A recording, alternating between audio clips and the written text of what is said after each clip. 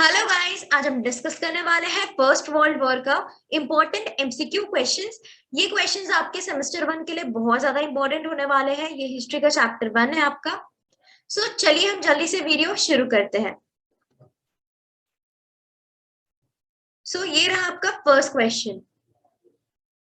आपका first question है, Nana Sahib was the adopted son of dash. Number 1 is Bajirao, 2 Bahadur Shah, Mangal Pandey, Anand Rao. तो guys जल्दी से मुझे इसका आंसर कमेंट करके बताओ, इसका आंसर क्या होगा। ऑलराइट, इसका सही आंसर क्या होगा? इसका सही आंसर होगा बाजीराव 2, राइट। इसमें जो मैंने लिखा है बाजी, ओके, मैं बस स्पेलिंग करेक्शन करवा रही हूँ। BAJI, बाजी, बाजी, and capital RAO, capital, okay, दोनों अलग है, Bajirao. Next one is first war of independence took place in which year. ये बहुत इजी क्वेश्चन है और बहुत नॉर्मल सा क्वेश्चन है कि ये कब हुआ। चैप्टर के नाम में लिखा हुआ है 1857, द वॉर ऑफ 1857। इसी ईयर से ये वॉर बहुत ज्यादा फेमस है, लोग इसी ईयर से इस वॉर को जानते हैं। इसे लोग अपराइजिंग भी कहते हैं, राइट। 1857 इसे लोग अपराइजिंग भी कहते हैं, देन मिलिट्री म्यूटनी भी कहते हैं। इसे बहुत सारे अलग अलग नेम से जाना जाता है। All right, now we'll be moving towards the next question. हमारा थर्ड क्वेश्चन है, who was the governor general from 1846 to 1856?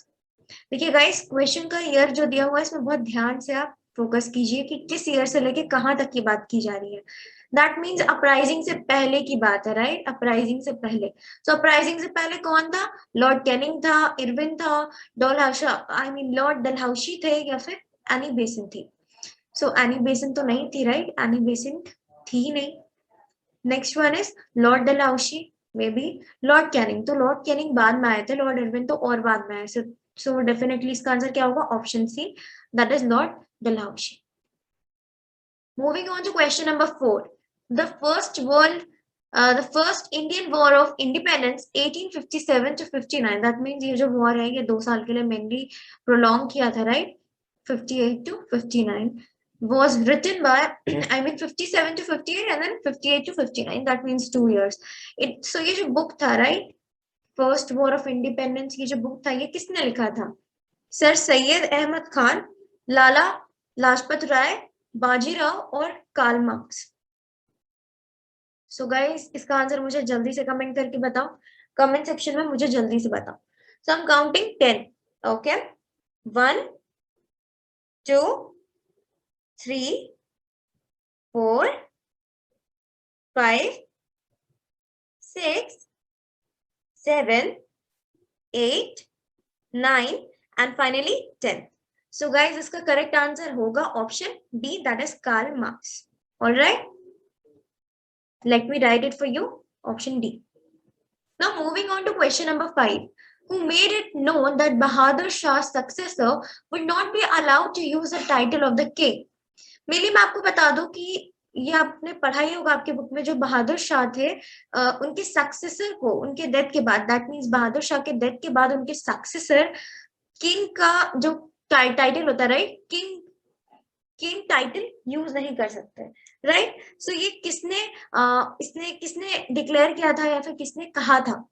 Okay, आपका ऑप्शन है Lord Wellington, Lord Irwin, Lord Dalhousie and Lord Canning. Lord Dalhousie ने क्या किया था? Lord Dalhousie ने कहा था कि वो दैट मीन्स उनको उनके जो कोर्ट था, ओके, जहां पे वो रहते थे मेनली, उस जगह से निकाल दिया गया था। बट लॉर्ड डलहौसी ने ऐसा नहीं किया था कि उनका टाइटल उनके सक्सेसर से रिमूव कर दिया था। दैट मीन्स उनके सक्सेसर ये टाइटल यूज नहीं कर सकते, ओके। मतलब लॉर्ड डलहौसी तो किए नहीं थे, राइट। तो किसने किया था? तब डेफिनेटली ऑप्शन डी होगा, लॉर्ड कैनिंग। लॉर्ड कैनिंग ने किया था, okay. Moving on to question number 6, which stage fell victim to the doctrine of lapse? आपने पढ़ा होगा doctrine of lapse, right.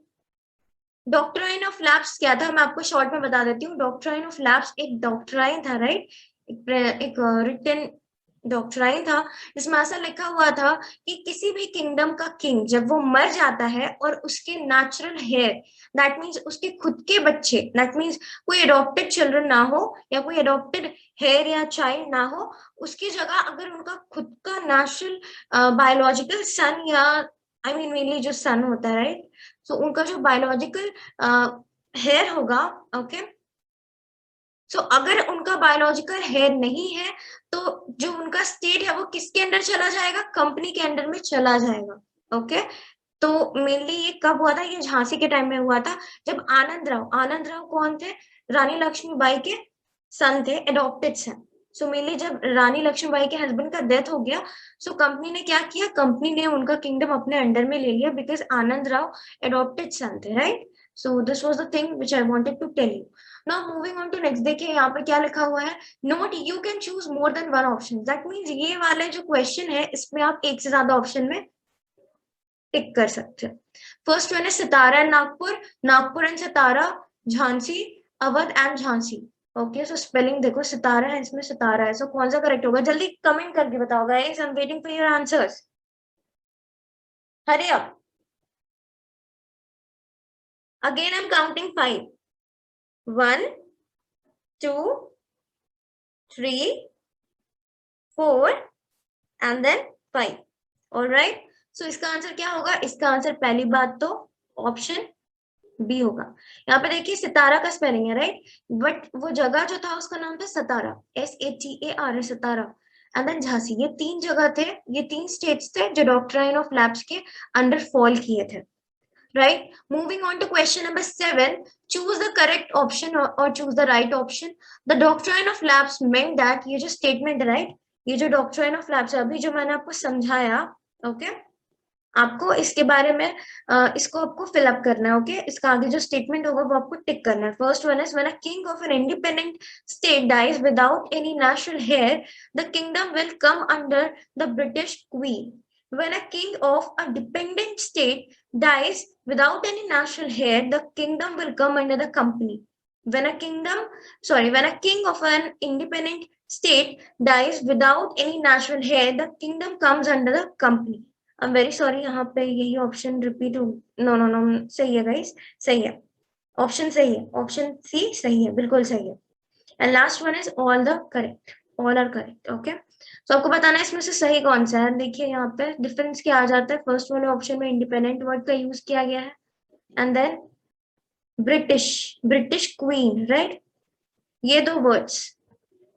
Second option में भी क्या है, इंडिपेंडेंट स्टेट था, ओके, और वो किसके अंडर में आ जाता है, अगर उसका किंग मर जाता है विदाउट नेशनल हेयर तो वो कंपनी के अंडर में आ जाता है, थर्ड ऑप्शन में, ओके, जब इंडिपेंडेंट स्टेट होता है। फर्स्ट वाले में इंडिपेंडेंट स्टेट होता है तो ब्रिटिश क्वीन, तो ये तो बिल्कुल भी सही नहीं है, ब्रिटिश क्वीन के अंडर नहीं आता है, राइट। उस समय तक तो ब्रिटिश क्वीन अपना हक भी नहीं जमाई थी, उस समय तो बस कंपनी का शासन चल रहा था। नेक्स्ट वन इज कंपनी, सो यहाँ पे भी कंपनी है, यहाँ पे भी कंपनी, आई मीन कंपनी है।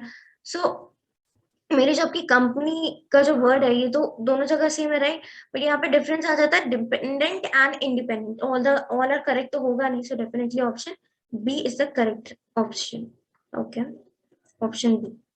Moving on to question number 8, when was the widow remarriage act passed? I'm waiting for your answer, I won't tell you the answer, ये answer बहुत आसान होगा, इसका आंसर बहुत ज्यादा इजी होगा, आपको पता होगा, आई एम वेरी श्योर आप सभी को इसका आंसर पता होगा, जल्दी से कमेंट करके बताओ, आई am waiting for your answer guys.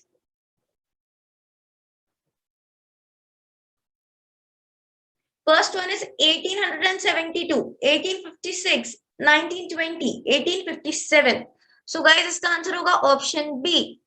Most of you are right, right? B. Moving on to question number 9. How was the introduction? The is missing, okay? How was the introduction of railways looked upon by the Indians?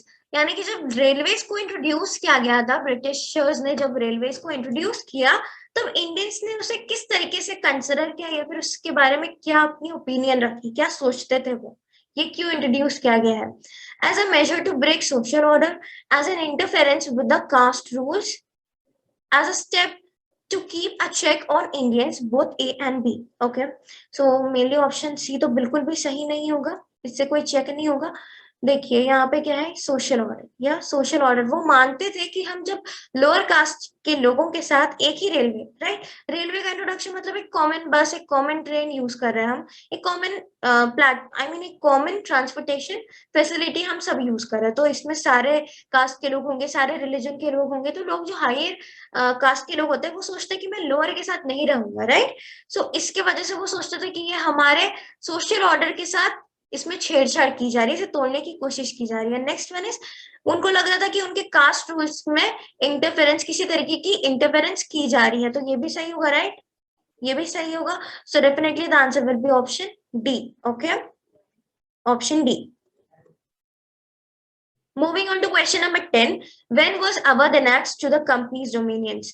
मैंने आपको बताया था कि Awadh, very sorry, मैं आपको शायद ये chapter मैंने आपको पढ़ाया नहीं है तो मैंने आपको ये नहीं बताया होगा। ओके, सो मेनली मैं क्या कह रही थी, मैं कह रही थी कि अवध को कंपनी ने कब एनेक्स किया, किस ईयर में अवध को एनेक्स कर लिया गया। 7 अगस्त 1856, 7 फेब 1856, 7 जुलाई 1858 एंड 7 अप्रैल 1856। जल्दी से कमेंट करके बताओ इसका आंसर क्या होगा। ये कंफ्यूजिंग है but it's easy, right. So guys इसका सही आंसर क्या होगा, इसका सही आंसर मैं आपको बताती हूँ। पहली बात मैं ईयर बता देती हूँ कि 1856 तो सही ऑप्शन है, राइट, 1856 सही ईयर दिया हुआ है। सो ये जो तीन ऑप्शन है इसमें सब आप सेलेक्ट करो, आपके हिसाब से सबसे बेस्ट ऑप्शन कौन सा है। मैंने आपको ऑलरेडी डिफाइन करके बता दिया ऑप्शंस। अब सबसे सुटेबल, सबसे अप्रोप्रिएट कौन सा है। So the most appropriate one is 7 Feb. Okay, option B. Moving on to question number 11, company annex Awadh from the hands of which ruler? किस रूलर के हाथ से अवध को एनेक्स कर लिया गया? जन्नत अली, बहादुर Shah, Hazrat Mahal, Nawab Wajid Ali Khan, Shah, sorry, Nawab Wajid Ali Shah. So the right answer will be, tell me fast, जल्दी से कमेंट करके बताओ guys, I am waiting for your answers. जल्दी से कमेंट करके बताओ इसका आंसर। सो गाइस इसका आंसर होगा option D. Yes guys, most of you are right. इसका सही ऑप्शन क्या है? The correct option is option D, Nawab Wajid Ali Shah. Very good. Moving on to question number 12, this question is quite interesting. ये question बहुत interesting है। Let's see the question. Who was the first viceroy of India? ये question बहुत आसान है, I am sure आप सभी को इसका आंसर पता होगा। ये जस्ट फॉर रिवीजन पर्पस है। तो जल्दी से मुझे कमेंट करके बताओ। ओके, जल्दी से बताओ गाइस इसका आंसर क्या होगा। Lord Dalhousie, Lord Wellington, Lord Irwin, Lord Canning. जल्दी से बताओ गाइस, जल्दी से बताओ। I am asking for the first viceroy, जल्दी से बताओ। The right answer will B option which one, जल्दी से बताओ, जल्दी से बताओ। Option D. Very good students, excellent. Moving on to question number 13, when was the General Service Enlistment Act passed? Okay, so ये act कब pass हुआ था? Tell me fast. 1858 में, 1860 में, 1856 में या फिर 1857 में? All right, जिसका आंसर क्या होगा गाइस? जल्दी से बताओ मुझे, जल्दी से बताओ गाइस। इसका आंसर होगा option C. Okay, option C, 1856. Moving on to question number 14, when was the proclamation of Queen Victoria declared? Queen Victoria ने अपना proclamation कब दिया था?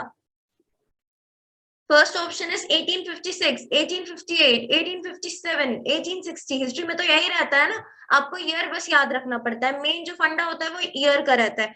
बस 1-2 ईयर का डिफरेंस होता है, 1-2 साल का डिफरेंस, तो आंसर ही गलत। आपको पता होनी चाहिए सारी ईयर। मैं आपको बता देती हूँ, हिस्ट्री में जो मेन फंडा होता है वो डेट्स का होता है। डेट्स याद रखो तो मार्क्स मिलेगा। मैक्सिमम जो खेल है वो आपका डेट्स का है, राइट। एक एक मार्क्स का क्वेश्चन बनता है, किस ईयर में क्या हुआ था, सब कुछ अच्छे से याद करो। I am telling you again and again, ये क्वेश्चन तो कुछ भी नहीं है, ये तो बहुत आसान सा क्वेश्चन है, राइट। इसका आंसर भी क्या होगा, जल्दी से बताओ। 1858, ये बहुत इजी है, ये सीक्वेंस वाइज ही याद हो जाता है। बट आगे का जो चैप्टर्स है ना, उसमें जो ईयर जो रहता है, राइट, उसको याद करने में बहुत मेहनत लग जाती है, बहुत डिफिकल्टी होती है। तो जल्दी से सारे क्वेश्चंस के जितने भी क्वेश्चन बन सकते हैं ईयर वाले, वो सारे याद कर लो। Next one is question number 15. Choose among the following the immediate military cause. I'm talking about immediate and that too military cause. ऐसा कौन सा military cause था that too immediate, सबसे ज्यादा immediate, okay, सबसे ज्यादा provoking for what? For the uprising of 1857. 1857 को limelight में लाने के लिए या फिर to make it come true, okay, इसके लिए सबसे बड़ा इमीडिएट कॉज क्या था? And that too military cause, general service enlistment act, discontent and disaffection in the Bengal army, right? I think it will be dissatisfaction. I made a mistake. Dissatisfaction. They were dissatisfied with the British army, right? Or the company. Introduction of Enfield rifles. All the above. So जल्दी से इसका answer बताओ. इसका answer तो सबसे ज्यादा easy होगा. बताओ जल्दी. इसका आंसर क्या होगा? इसका आंसर होगा ऑप्शन सी. आपको याद भी होगा कैसे क्या, मैं भी रिपीट नहीं करने जा रही हूँ, बट आपको ये आंसर अच्छे से पता होगा, राइट गाइस? सो इसी के साथ हम आते हैं इस वीडियो के एंड पे. Thank you so much guys for watching.